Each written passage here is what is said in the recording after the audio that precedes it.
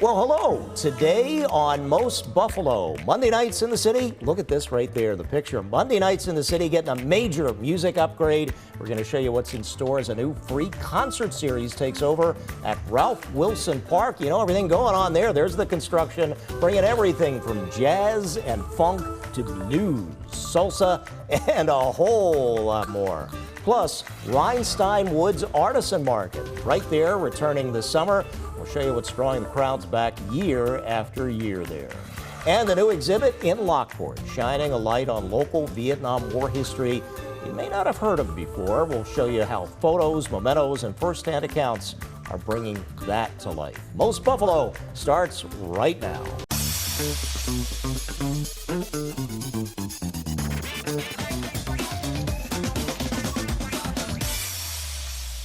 Well, hello there and welcome to Most Buffalo. I am Ron Plants. Let's see, usually there's Lauren Hall, sometimes there's Courtney Courtwright, so they grabbed me today, so you'll have to put up with me. There's a lot happening this weekend in Western New York as we celebrate the 4th of July and that busy summer season, and that includes, we got all these concerts taking place right now, that concert season. So the Levitt Vibe Buffalo Music Series, I was practicing, kicks off July 6th at Ralph Wilson Park. The brand new free series will feature everything from funk and jazz to salsa and R&B with a mix of local, national artists, all designed to bring people together.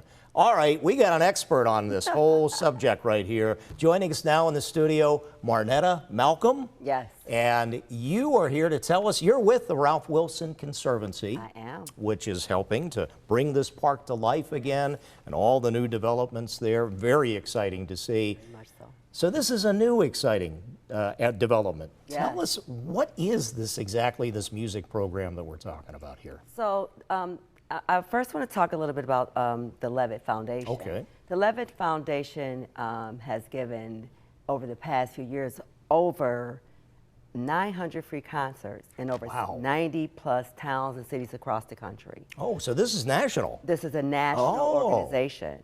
So we put in, and with the help of the Big Easy in Buffalo, we were voted in and were able to land the Levitt Vibe Buffalo Music Series. So it was a big shout out to Big Easy in Buffalo because they were instrumental in making sure that we got enough votes and won and was awarded this series. You just did a pun, instrumental.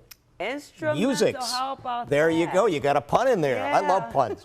Well, tell us then, what is this concert series? What are we, I mean, we were talking about it a little bit, you know, the wide variety of music types. This is what I like about this concert series.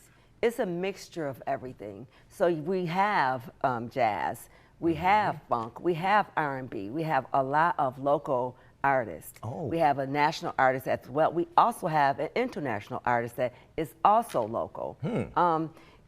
Primarily focused on just original music. So we've got a lot of people that's going to come in. You may hear some covers, but a lot of these artists are artists that have their own original music, their own following, and it's an opportunity to showcase what's happening down at the park. It's under construction, of course. Right. But you'll be a part of seeing it under construction and hearing some great music. So we're encouraging people to bring their family. We're going to have a lot of things for the kids to do down there. There's going to be food trucks, and it's just about Buffalo. And what's the schedule here? So every Monday from 5 to 8. Okay, and again, what part of the park should people go to? It is adjacent to, get there early for parking, it's adjacent to the skate park. It'll be the gates right before the construction. Oh, okay. Facing the beautiful bridge that was installed last year. Has anybody had a chance to see kind of what the acoustics are like in that area? Not yet. Okay. Not yet. There's a meadow there, which is similar to what it's gonna look like when the park opened by design. So there's trees on one side, and this should be great because there's hills. It should be great acoustically. Well, I'm looking forward to this. You know, I used to play horn myself, trumpet.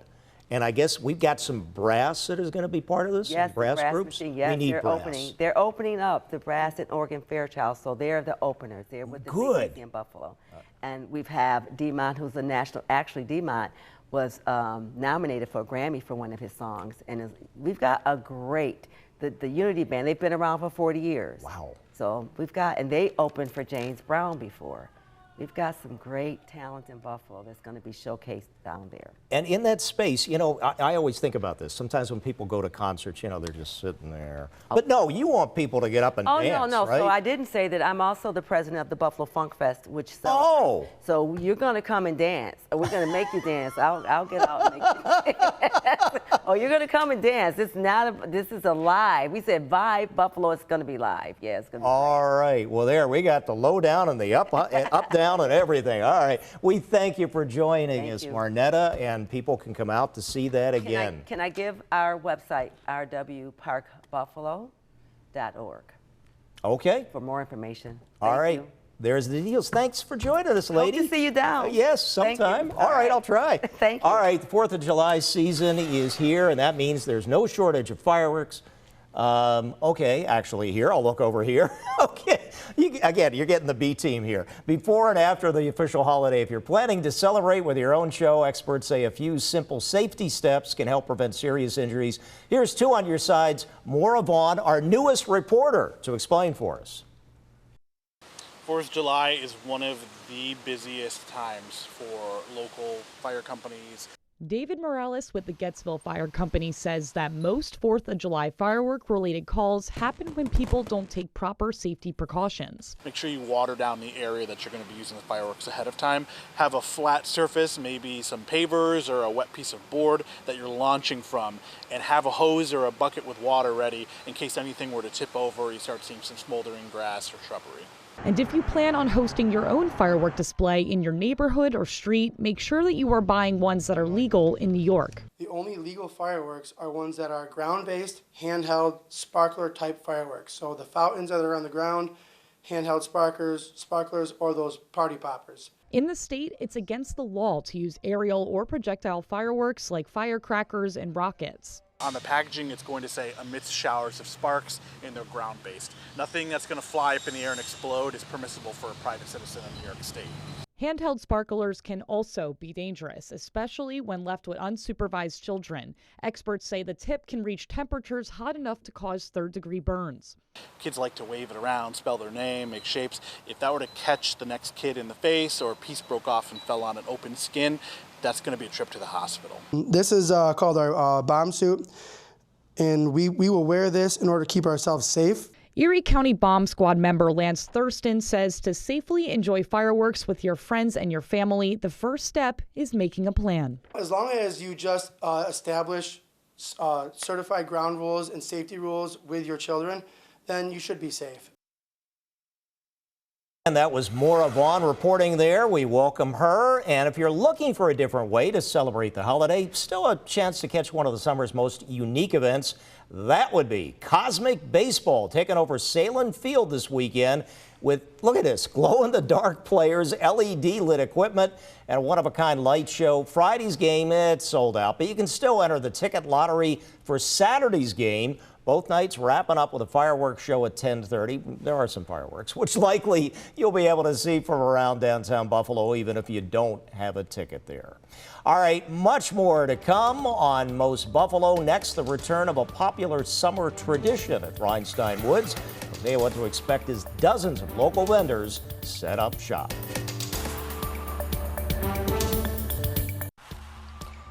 Okay, it's a little hot right now, but it's sure to be a busy summer at Rhinestone Woods as one of the area's most popular outdoor events makes its return. Right there, as you can see on the poster, the Artisan Market is back on Saturday, July 11th, bringing together more than 45 local vendors. They're showcasing homemade goods from soaps and candles to jewelry, woodworking, honey, oh, that's interesting, and much more.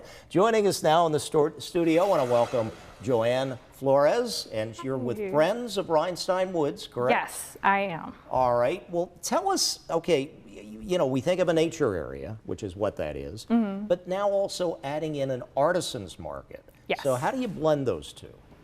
So the vendors themselves are on our trails and they're very flat, so it's very welcoming and easy for the normal old person to like just come on down. So it's nice to combine artists under our trees, so you get that nice shade.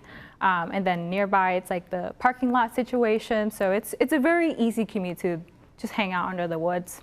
We also have food trucks, so if you wanted to have a little snack there, you can refuel, and then if you want, go for a little tiny walk on our trails. They're, again, very easy to walk on, but our pink water lilies are in bloom. Oh, the pink water lilies. They are divine. Great. Well, and, you know, I mean, what kind, now when we talk about artisan, you know, like people who are creative, creating crafts, things of that nature, we mentioned some there. And one I thought about, I don't know how much you know about honey. Are they actually somebody who's made honey or what? Yes, we partner up with a couple of farms, so they actually are honey bees like nearby. So it's really awesome to be able to work with people who essentially are close to Buffalo and they can bring their vegetables and fruits and their products to the community. So it's a wonderful thing, to be honest with you. And jewelry and other craft type items? Oh my gosh, there's so much talent to see. So there's a little bit of everything for everyone. I mean, you got beautiful like home decor, like artists and paintings, but we even have some stationery. So it's like very nature-esque. So there's a little bit of everything. And again, talking about, you're having local artisans. So these are people from the area. And is it fun always to try to engage with them to see how creative they are and what they've come up with? Oh yeah, definitely. I mean, it's nice to just know that these are your neighbors, you know, like this is Buffalo. So it's nice to be able to support them. It's great to be able to showcase them, bring the Buffalo community to them, and then also bring awareness to the nature preserve themselves. I mean, some people haven't heard of Rhinestone Woods. Maybe they've seen the pink lily, so why not just combine the both of them together? Again, I wanted to clarify because you said this is in the community of Depew. So where are we talking at here, location-wise? This is Depew, New York, so it's a short drive away from Walden Galleria. It's not too far. We're right next door to Stiegelmeyer, not to confuse the two. But yeah, that's our neighbor right there. And how many artisans do you think average, you know, when you have the market? I want to say like about 45, 50. This year we have about 55, so it's a little bit bigger than usual. So I'm really stoked about that. Well, the word's getting out. It's expanding. Yeah, exactly. I think we're hoping to see more people. I would love more people to come by. I think last year we had about 1,500 people. Wow. I'm hoping for 2,000, so I would love for you guys to be there. Oh, come on, you'll make it. I think you're going 2,500. I think you're going 3,000. Yeah. And we also have a basket raffle inside our education center. Okay. So this is a fundraiser at the end of the day. So you can support Friends of Rhinestone Woods through just buying a basket raffle or participating in it, or just giving during the day of the event. All right, so lots going on there besides the nature trails. You can do that afterwards. Yeah, exactly. Do it all. It's a bonus. All right, again, we want to thank Ms. Flores with the Friends of Rhinestone Woods for joining us today and explaining the artisan market. Oh, when does it start? Oh, it starts July 11th, and it's from 11 a.m. to 4 p.m., and I hope to see you there. There you go. All right, we thank you again for joining us. And now as we move along here, we're, okay, we've been talking again there. Yeah, all right. I'm going through the prompter here, folks. Bear with me. I don't use it that much anymore. If you've ever wanted to see firefighters put their strength and teamwork to the test, here's your chance. All right, there's the Erie County Fair. We all know that's coming up in August. Introducing its first ever fire truck pull competition. Now, this event is happening on Firefighters Day. That's Friday, August 14th. Teams of 5 firefighters are going to race to pull a fire truck 75 feet. That's nothing. With the fastest teams taking home top honors. Competition is open to fire departments across Western New York. Space limited to just 20 teams. By the way, registration is open now for that. And there is an oversized attraction. There it is, making a splash this weekend. The world's largest rubber duck returning to Buffalo for the first time in a decade. I remember this thing back in 2016, although it's not going to be floating this time. That's video, again, from that previous visit. You can see they even had you can push a tug harbor there, a harbor tug pushing it. Now, the 6-story mama duck, along with maybe some baby ducks, we don't know, will be there. There they are, canal side through Sunday. And this time the ducks will be on land for anybody to get the pictures. It's going to make it easier to see up close what this duck is all about. The visit is also sparking a citywide quack quest scavenger hunt with mini rubber ducks. There you go, hidden at 10 historic sites. That is looking historic across Buffalo. We have a bunch of mini ducks that we've hidden across the city. So this Saturday, July 4th, is the 250th anniversary of our country, and the world's largest duck is coming to Canal Side. So what better way to commemorate it than by a citywide scavenger hunt through some of our most historic locations? I know that lady with the Aerospace Museum. All right, on the 4th of July, the first 1,000 visitors will also receive a free patriotic rubber duck. But again, it's not floating this time. It'll be on land. And if you're planning to take in the action at the waterfront this holiday weekend, a few things you should know before you go. The Buffalo Waterfront says the best way to get to Canal Side, use the Canal Side shuttle, the Queen City Ferry, or NFTA Metro service. Outside food and drinks will not be allowed, but vendors will be on site along with alcoholic beverages for purchase. And if you're bringing a bag, expect it to be searched there. They have to be careful with the crowds before you enter. All right, still to come on Most Buffalo, a powerful new exhibit in Lockport shining a light on local Vietnam War stories, told in the words of those who actually lived it. We'll take you inside as this exhibit opens at the Keenan Center. Stay with us.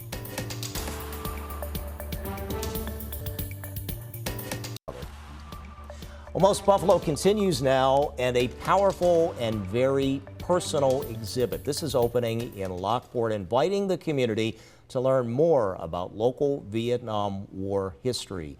I Was There, Unknown Stories of Vietnam. That's the exhibit, opening with a free reception this coming Sunday at the Keenan Center Gallery. The display including photos, mementos, and firsthand accounts. This is very important, told in the veterans' own words. And joining us now in the studio, the exhibit curators, and I'm joined by Mary Brennan Taylor and also Ellen Martin. So welcome to both of you to explain what this is all about. And as I said, this is, and you know, we got the 250th anniversary of this country, and this was a very difficult time in our country's history. So it's great that you're presenting this opportunity for people to understand it better.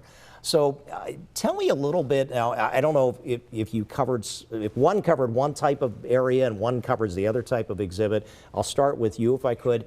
Just what are you trying to present here with these soldiers, you know, whoever they were, veterans talking in their own words? Right. So Ron, last year, as we know, was the 50th anniversary of the end of the war, right? Mm-hmm. And this is a long overdue thank you, and a long overdue welcome home to these veterans. And we've been working with the local chapter 268 of the Vietnam Veterans Group to get their stories, to get their mementos, to make sure that they know how much they were appreciated. So this is a very extensive exhibit. It's very immersive. It's going to go from now until September 20th. And I mean, to our knowledge, there's never been anything done quite like this that wasn't initiated by a veterans organization or, you know, by, right. So this is something that is a tribute to them. Very important. Yeah, it is. Living history. It is. And when you bring them forward, I mean, are they pretty open to talking? Because this has to be difficult. They learned through difficult times. Mm-hmm. And Mary has been doing most of All the right. talking Okay. with the veterans, but the common theme was that they felt that they were not welcomed home when they came back. Right. And so that's been the dominant theme, and that became our theme as well. So many of the veterans would like to share their stories and have been willing to share their stories.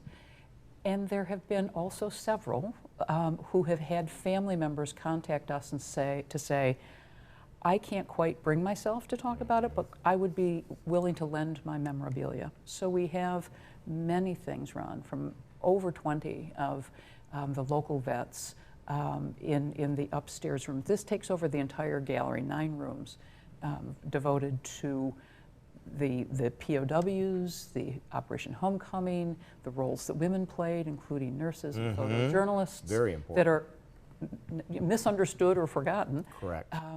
Really a tribute that Ellen put together for the living room war, which is what this was. And again, like, this was the first war that really came to us in our living rooms. And so we put together a living room with the TV going and showing the news reports, and also sitcoms and commercials and whatnot. The but period, the times. Right, to evoke the period of the time where you were, just watching TV, but seeing a horror show in many ways with, with body counts and. I remember that. Of course, exactly, exactly, and so it brought it brought the war right to us, and how that affected us. So it's not only the people that served.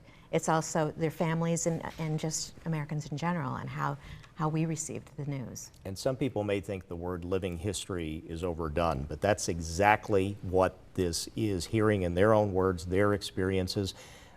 Because younger people, they can't understand what was like in the 60s and 70s with the Vietnam.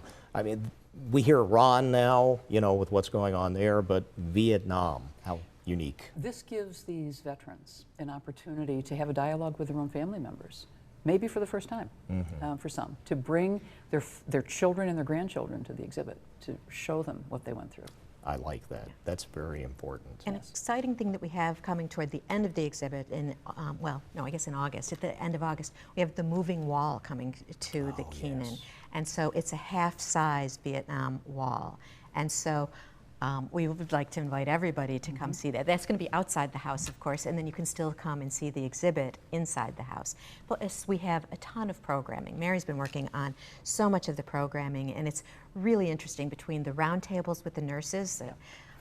All over the country, they're coming into this. From Florida and New York City, and to share their stories. There were evac hospital nurses. That's remarkable. It really is. It's really historic, Ron. China Beach. I remember the TV show China Beach. Exactly. Yeah. So it was based on a book by Linda Van Deventer, and her closest friend is our keynote speaker. So perfect. This is going to be very historic. Tell us again, the date, location here. So July 5th, this coming Sunday, from 2 to 4 is the opening, and then we're there until September 20th, so we would really encourage people to come. All right. Well, ladies, we thank you. Obviously, this is very important. As I said, my brother was a Vietnam-era veteran. Yep. Did not actually go to Vietnam. I've never served, but I know how important it is to get this message across to people. So thank you for your efforts to bring this to people. It's our pleasure. All right. We want to thank you for being here. But also, we'll tell you, I got to remember these cameras. All right, we thank you for joining us, and we'll be...